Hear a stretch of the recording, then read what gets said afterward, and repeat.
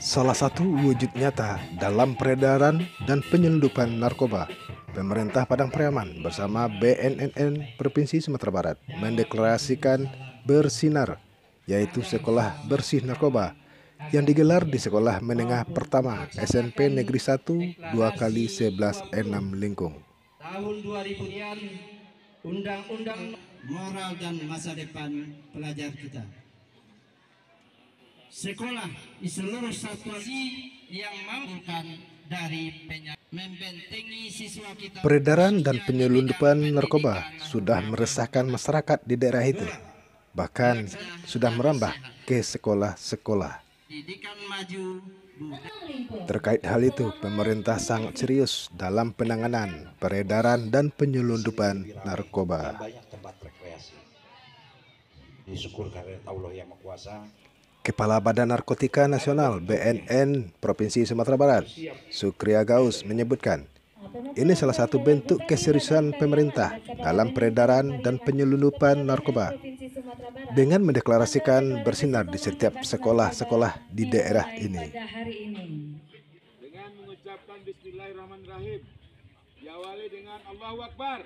Allahu Akbar. Kepala BNN.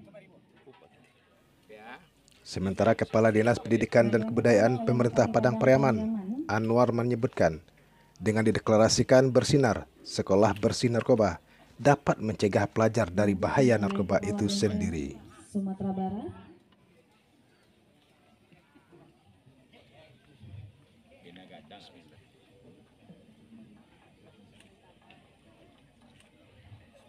Dua, tiga.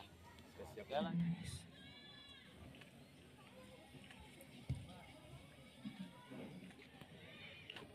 Dilanjutkan.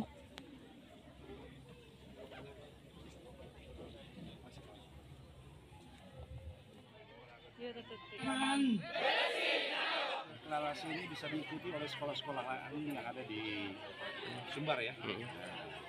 Karena nanti kita pada tanggal 7 Maret itu akan menggelorakan Mas BNN khusus untuk anak-anak pelajar dan mahasiswa yang kita fokuskan di Semen Padang.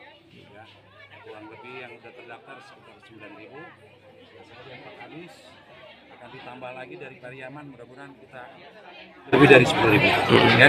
Apa melihat gimana Pak kondisi anak-anak kita Pak? Cukup bagus. Ya. Ada